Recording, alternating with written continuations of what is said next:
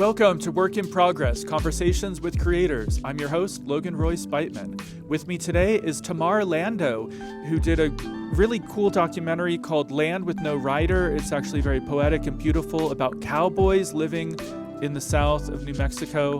We had a wonderful conversation, and I hope that you enjoy. If you enjoy our podcast, please like and subscribe and consider becoming a digital subscriber to the Albuquerque Journal to help us bring you more content like this. You can find this episode and all of our podcasts on the Albuquerque Journal website, abqjournal.com, as well as YouTube, iTunes, and Spotify. See the show notes for a discount code on a digital subscription. Thank you for supporting the Albuquerque Journal, New Mexico's leading news. Hi, Tamar. Thanks for joining me. Hi. Great to be here. Yeah, so I just watched your film. It's a beautiful, beautiful film about ranchers in southern New Mexico. Why don't you tell us a little bit about this project? Sure. It's actually a 10-year-long, almost 10-year-long project. It Wow, started yeah. off as a still photography project. I was a photographer at the time. And I'd go out there and just try to meet people. I was hanging out at these at two bars that they were ranching and mining bars tucked away in the mountains. This is in southwestern New Mexico, so pretty far off the beaten track, not close to any of the interstate highways. And my goal at the time was just to kind of meet people and make portraits of them in their houses. So I'd hang out in these two bars in the mountains, and that went on for a few years, and I got to know some of the men, some of the old cowboys out there. And that's how this film got started, eventually working with the same guys who I was photographing. Yeah. Did you have any personal connection to that area, or what inspires you to go there and try to do this project? Yeah, it was really all happenstance. I have a close friend out in Las Cruces, and was visiting her, and we traveled up to a place called Silver City in southwestern New Mexico, old mining town. Yeah. Silver and then copper. And I just was fascinated by it. And I was in grad school at the time in California. And I decided I wanted to come out on my own to just photograph and meet people. And so I started just coming out. But it was really, I had never seen that part of the country, that part. And by that, I mean, not just geographically, but this was an older America. These old-timer cowboys, they're just a different kind of man, a different kind of American man that I had never encountered before, and that felt like was part of kind of the heart the heart and soul of the country in some way. Yeah, and what's your background? Like what part of the country did you grow up in? Grew up in California, now live in New York, big cities all the way. Yeah. Was it like difficult to kind of ingratiate yourself to these guys? Was there any kind of sense of you being an outsider, or that you weren't kind of part of their culture, or what was that like? Right. So it's a long story, but yes, it is. So the first trip I made out there on my own, I was with my camera. I was parking it in these two cowboy bars, and these are bars where, I mean, if you're lucky, one person rolls in every hour. They're slow afternoon bars. Yeah. And I hadn't met anyone the whole time I was there. I don't know, 6 days, 7 days. I hadn't really met anyone. And I was sitting at the bar having a beer and thinking, this is just the biggest failure, the stupidest idea I've had in a really long time. And as I'm thinking that, this incredible looking man walks into the bar. His name was Tommy, and we start chatting, and he's with a buddy of his, and they start playing a game of pool, and I ask him if I can make a photograph of him. Okay, so they're playing, and I make this photograph, and I wasn't very happy with what I had done. But anyhow, I was shooting on film, so you don't see the results immediately. At the end of the game, Tommy comes up to me and says, "Hey, do you think?" Oh, and I had it. Sorry, let me back up. I had it in the back of my head that what I really want to photograph is the inside of an old ranch house. That was this fixed idea. And I just wanted to meet the person that would let me into their old ranch house, and I'd be able to photograph the inside. Okay. So yeah, he played this game of pool, and at the end, he comes up to me and says, "Hey, I actually don't have any photographs of myself. Do you think that you could send me whatever you made here?" And I was like, "Yeah, absolutely. The easiest way is I'll scan in the negative when I get home and I'll email you the image." And he looks at me and he says, "Honey, you don't understand. I live in an old ranch house that was built in 1865. I've never been on the internet. I don't have an email address." And Right. that, and so I was like, "You live in an old ranch house that was built in 1865?" Oh, he said, "I live in an old ranch house built in 1865 that I dug out of a pile of ratchet." And so I followed him home that day after he finished his pool game, and I was photographing in the inside of his ranch house, and that was really the beginning of the whole story. He became a really good friend of mine to this day, the person I'm closest to there. And Yeah. that same night, I was flying out in the morning, and that same night he said, "Well, but you have to meet the old cowboy. You have to meet the old cowboy." And I had a plane to catch early, and I said, "Okay, fine, let's go." And we were already in the middle of nowhere, but this guy lived another 8 miles up the road. I had no idea where I was, and we met him, and that's the first character that you see in the film.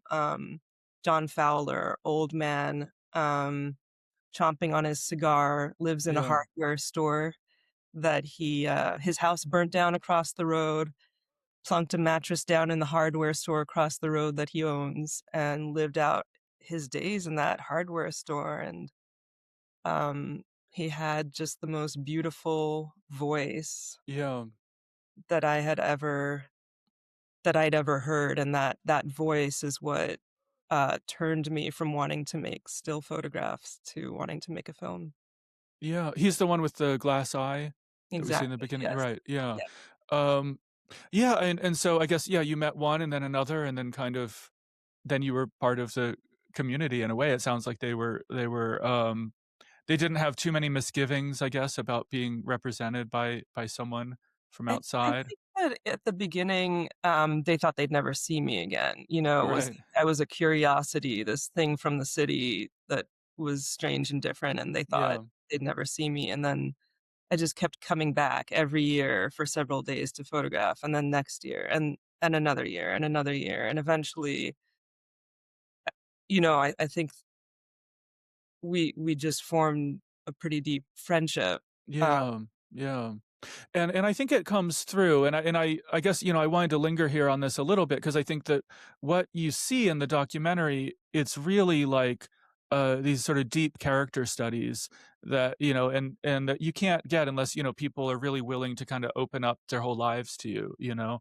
And it's quite beautiful, the film, it's called, Land with No Rider, and I had initially thought like, okay, this is gonna be like a documentary with like a kind of strong, like, I don't know what I'm trying to say, like a message, like these are the disappearing cowboys, or maybe it's gonna have to do with, I don't know, yeah, kind of like their old ways are disappearing, and you get a sense of that, but it's like not romanticized, and there's nothing didactic. It's really just them in their own words and just living their lives, talking about their lives. Um, and you know what I mean? Like, I feel like that seems like an intentional thing that you did, that you didn't want to kind of make a documentary about some issue involving these cowboys, but really just to give a kind of like a portrait with very little or no commentary. yeah, so I think that I mean, two things. I fought hard to keep it that way. There were a lot of pressures from various people at various times to make it a lot more didactic. Like Um, from what, like producers or? yeah, we don't have to, Sure. name the individual, but yeah, I think that it's documentary is such a big umbrella, and a lot of there's very different ends of the spectrum. There's filmmakers who are more kind of fly on the wall and allow you to drop into a place and just experience that place for yourselves in the words of the people who are being filmed. And then on the other end of the spectrum, there's kind of more journalistic, issue oriented, didactic filmmaking. And so with this, it's tricky because I think that not a lot of people know where this is in the country. Not a lot of people know about cow-calf operations and how they work, the economics of it, and so on and so forth. So there are opportunities to educate, but I just felt like the presence of these men and the way that they articulated themselves, what the meaning of this kind of life is, and what that, connection to the land, kind of excruciating connection to the land, um, was so much more powerful. So I didn't want any either text cards from the filmmaker explaining things, or let alone my own voice. So that was very intentional. Yeah, and then I do think that there are lots of issues that are right below the surface, Mm-hmm. to do with land use, how we manage our fires, the battle that's going on now between ranchers and environmentalists in the state and in much of the American West. There's a lot that's right beneath the surface that I didn't want to bring out too explicitly, because then it would become a political film, but that Yeah. I think is important when we, um, stop to look and hear from these men. And I think even like with the environmental thing, I mean, you see kind of how climate change is affecting them as well. Even, whatever their whether they're in fights with environmentalists or not, it's kind of, I mean, it's also, I think that it's a more nuanced topic as well, I think. And you get some of that nuance, I think. Even like I said, without you doing a voiceover or any title cards or anything, you kind of see those issues sort of impinging on their lives. Yeah, they were, very, it's been quite a few years, where they've had a really rough time. They had these in the film, you see this enormous drought that kicks in, Yeah. um, and that was around 2021, 2022.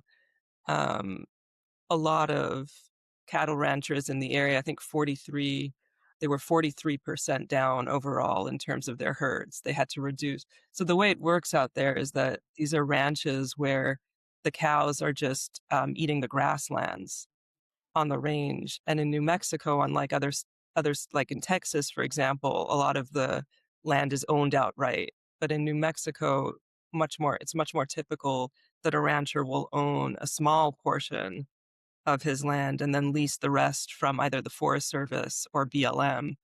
Out there in southwestern New Mexico, it's so arid, so dry and rocky that they're running, I think, about one cow per 60, 70 acres of land. So you need these enormous tracts of land to run cattle at all.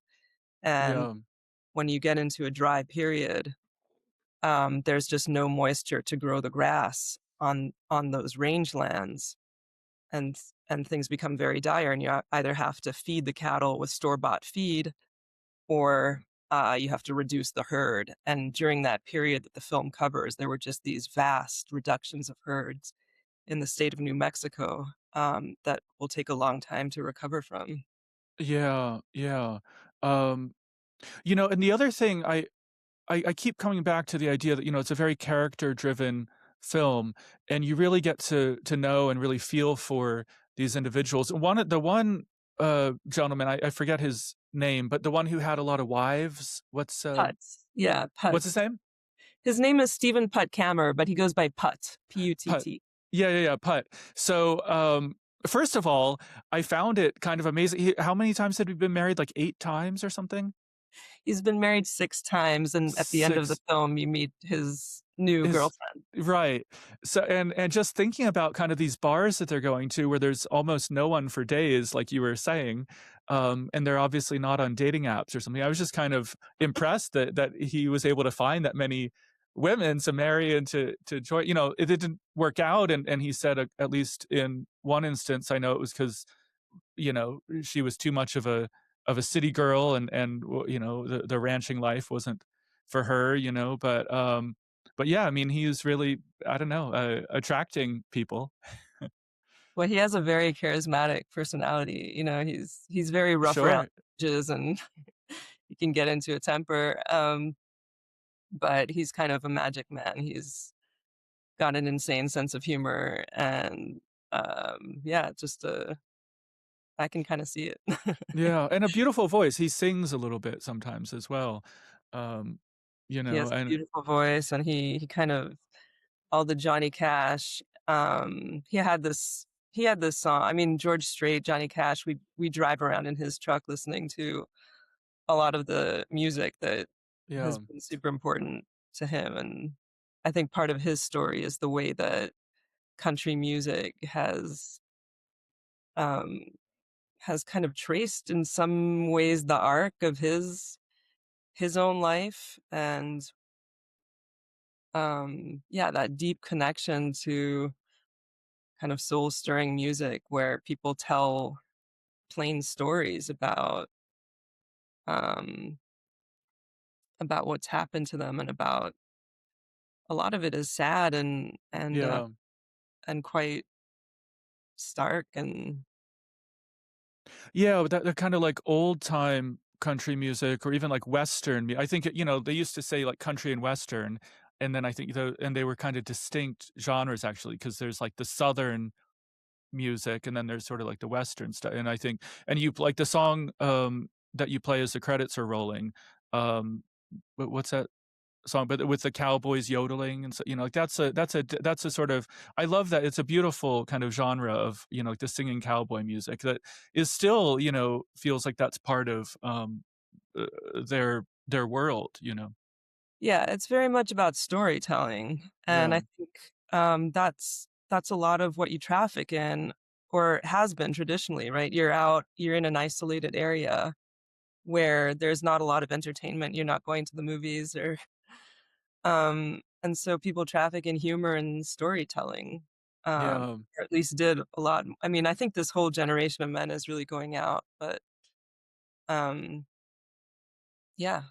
Yeah, and it's, you know, and I think the other thing, you know, when you spend time with them and you talk to them and they're just talking about their land or their, you know, but the and I can't think of any examples right now, but sometimes just the words they use, it becomes poetry, you know? Like, and I think that, yeah, whenever you ask someone, you know, to describe something beautiful or they end up speaking poetry kind of without even, you know, not putting it on, you know, but just it's sort of like there is a kind of stark beauty and also, you know, these are men who spend a lot of time alone, just themselves and their cows and, you know, out on the ranch and, you know, and connected to the land. And I think, I don't know, you have like in that solitude, you know, there's a sort of poetry to that. Yeah, they to me, they were incredibly poetic, especially the 2 men that we see most of. So, the one you were talking about, Putt, and Yeah. Ramon, Yeah. who is a whose family has been there since his great-granddaddy homesteaded the ranch.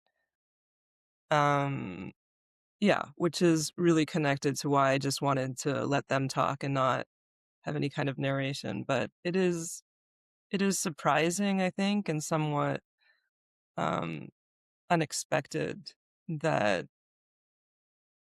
they're so introspective in some ways and that what they say is just in this um plain straightforward language but has um such beauty to it. That's the beauty that I found there. That was sort of like the land for me. It's this dry rocky land that has this raw power to it. And the same with them. Their words are few, and they speak very plainly, but it has this uh, incredible power, even when, for example, someone is just talking, one of the guys is talking about his dog who died, Yeah.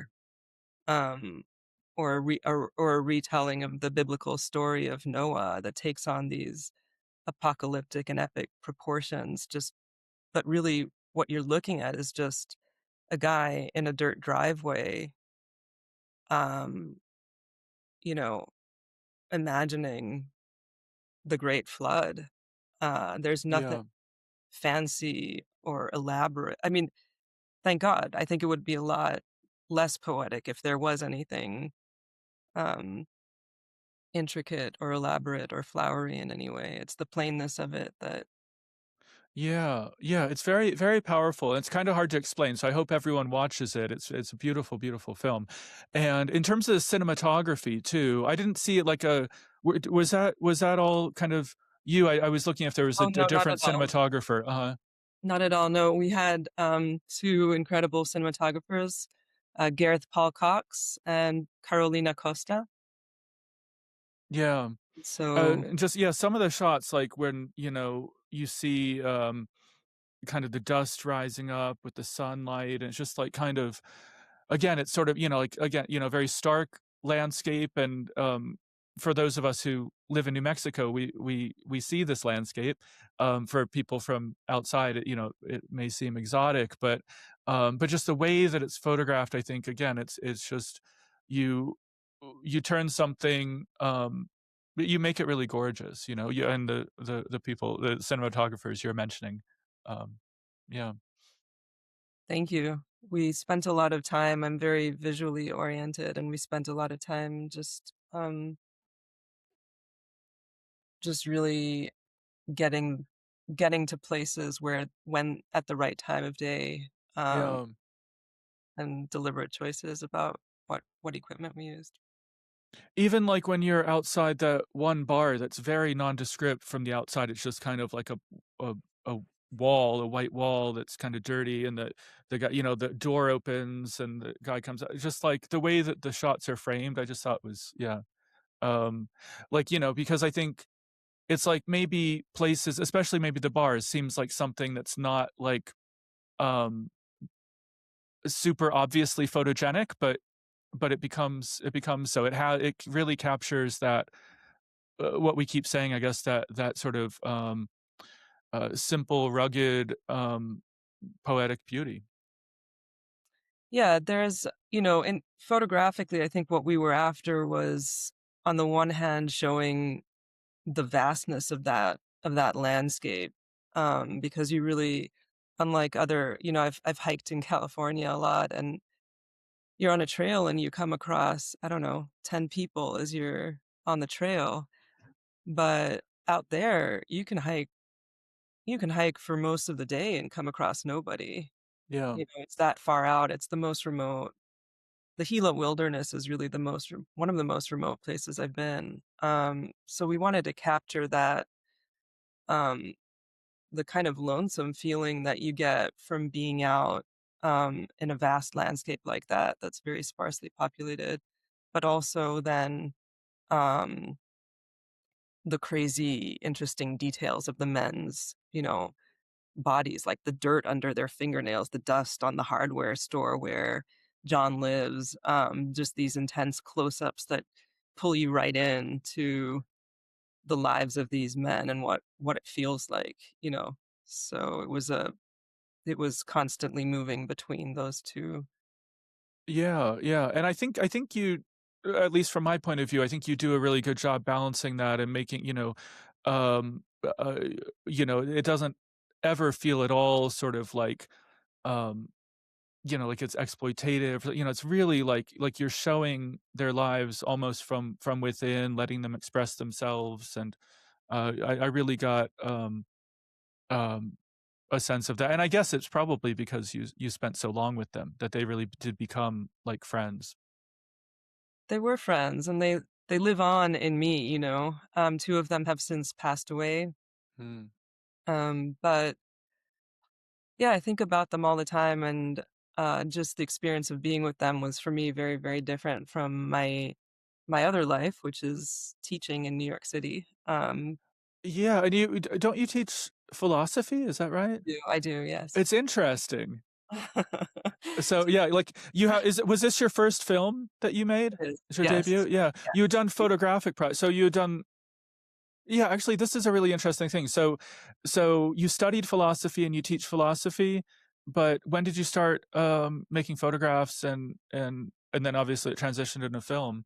So I was always making photographs alongside Mm, when I was doing grad school in philosophy, I was always making photographs, and in fact, I had this crazy arrangement at one point with the other teaching assistants that that I would kind of do all their work for them for half a semester and then take off early and they'd do my work. And I went, I don't know, at the time it was, what was it, Mississippi and Tennessee to photograph. So I was always kind of keeping that alive on my own as I and was you doing. and you photographed in Mexico and different places. Um, Yeah. Yeah. But um, with filmmaking, I feel, I felt for the first time, and I didn't realize I wanted to do it until I was kind of halfway in, but, uh-huh.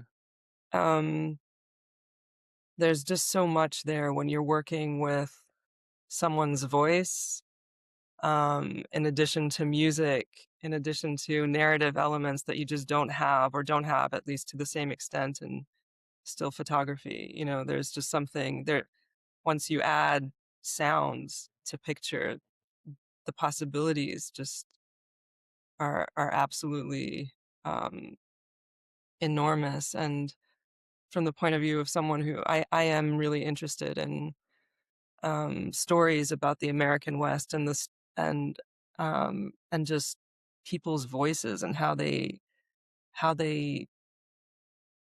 express truths that I think I'm ultimately just very interested in people who we don't hear from Yeah.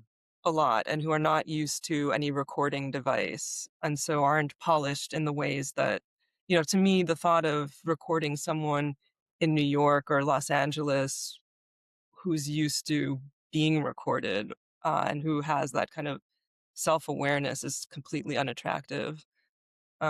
So, yeah, working with these men was incredible to me. And it was very challenging because, on the one hand, we have very, very little support out there.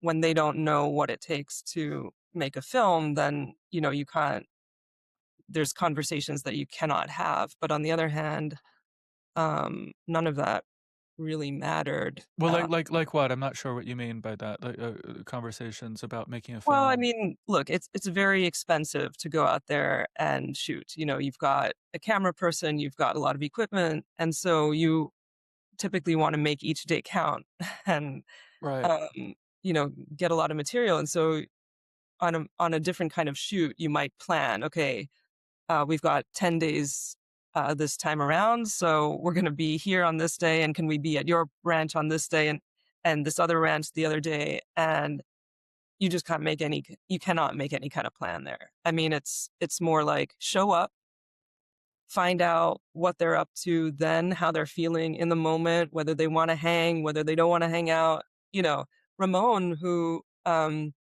is one of the other main characters, Yeah. lives across the river, no phone whatsoever, not even a landline, no way to reach him. So I'd have to really just I'd fly in from New York and I'd have to just you drive through the river, no bridge, right? You drive through the water. If the river is too high, you cannot cross.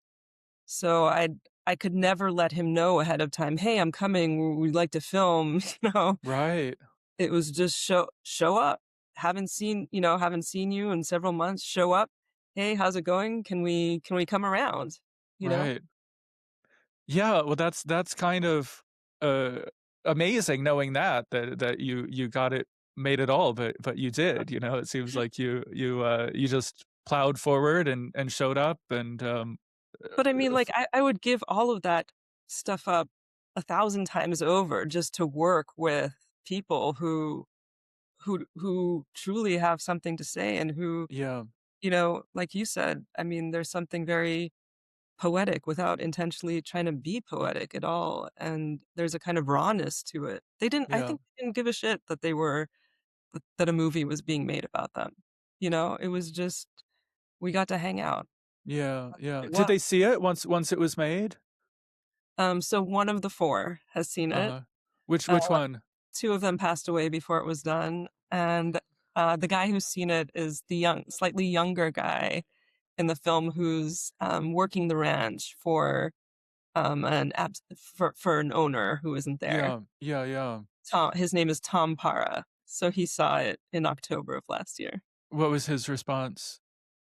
Um, I think that he really appreciated it. Yeah. I think in some ways he had no idea what it would be and was doing it in part because he knew that I had worked with Ramon, the gentleman we just talked about across Yeah. the river, who he respected. And um, yeah, I think that it ended up meaning something to him. Yeah.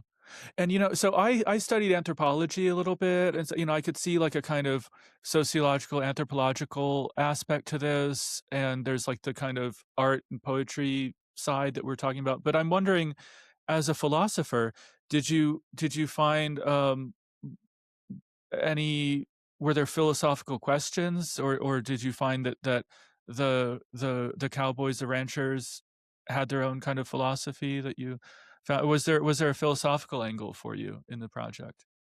I think that, the whole premise of the project or of the kind of filmmaking I was doing out there was I was very much interested in the more ethereal moments and less so in the practicalities of how do you saddle up a horse and Right. what grasses, are they feeding on, and um a million and one practicalities I'm sure you can imagine. Which we do see in the film at one point. The I think, is it Ramon that releases the cow that's trapped in the gate? Yeah. Yeah. That was an incredible time. But yeah, I think it's philosophical maybe in a looser sense of philosophical that ties into how we live, which is where a lot of philosophy came from. I think now we've become extremely specialized and narrow, and I'm part of that as well. Um, what I work on is very, very specific. But I think in the sense that we use the word philosophical just in ordinary conversation, I think maybe you can say it's a philosophical film. I mean, was there anything that you feel like you learned from this experience that you bring into your daily life now?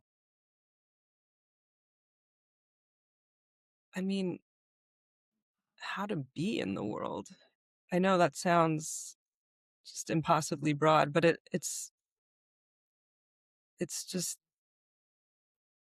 these men live in some ways by a code. It's not an articulated one. Um, but there's a set of values that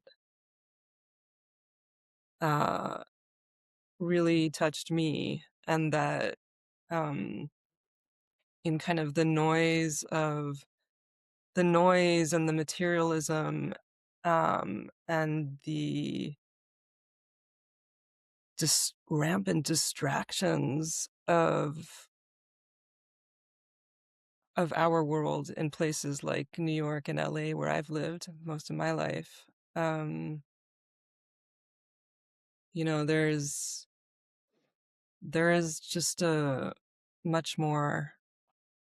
Sorry, I'm having a hard time articulating it because I think it's just a.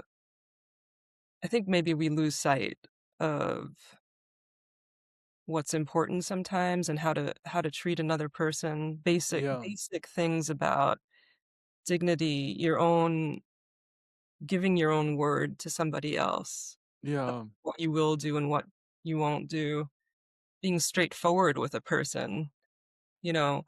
Um, saying something difficult straightforwardly. Yeah. Those guys, they're really rough around the edges, but there's a dignity and a straightforwardness and an acceptance of things. Yeah. No, I think that's important. And actually, it makes me think that that kind of like, because really you're describing a kind of like their code that they live by is sort of ethics, right? And I feel like this is kind of what's missing with like the manosphere, that kind of like the sort of toxic masculinity that's out there on the internet where people are trying to be alpha males and all this crap. Like these are guys, and I'm not saying that these guys, maybe they have some toxic traits too, or had, but in general, it seems like it's an older, different model of masculinity where they're not trying to kind of prove themselves or one up each other. And, I'm the most masculine dude or something, but it's like they they live by a code. They are men of their words. They also they're not afraid to be, I think, kind or compassionate. Would you Very say? I mean, it does seem like it's like a less toxic, but still very kind of old school version of masculinity. Yeah, no, there's something very, very beautiful about it. It's a protectiveness, um, and it's not the kind of, I mean, Hutt's got, I don't know what the expression is, a wild hair up his ass. There's a kind of wildness, Uh-huh. but no, to me, it's not toxic. It's one of the things that was remarkable to me is a small sentence that Ramon once told me. He said, "Cowboys are careful." Mm, And that was so, when you think about it, it's just, um, it really goes against the image of the kind of machismo that we associate with cowboys. And what it tells me is that someone who understands the power of the land and what he's up against, that these things are the weather, the river, the water, are vastly more powerful um, yeah. than us. And so, if you really know the land, if you really know the animals, if you really know the forces you're up against in a way that you're forced to know them when you are living on the land the way they do, then you're careful. It's only amateurs who go out and have this bravado and the kind of figure that we see in um, how we see the cowboy depicted in Western movies. And, Yeah. No, it's great. Well, I think you've done an incredible job. It's, a portrait of people and a way of life that some people here listening in New Mexico can relate to, and others of us, I moved here from New York, so I'm still um, learning, but I think you've captured it beautifully, and it's been wonderful speaking with you. So thank you so much. thanks so much, Logan, for having me. And yeah, the film will be in Santa Fe, Albuquerque, and Taos in the second half of April. So Yeah, are you coming for the I am. any of the Yes, screenings? Yeah. I'll be at the first screenings in Santa Fe on the 17th of April and 18th, and in Albuquerque on the 21st and 22nd, I believe. Okay, well, in Taos right after. Albuquerque, it's at the Guild Cinema, which is a great place. So, yeah, I hope everyone comes out. They can meet you and see the film. Thank you again. Thanks so much.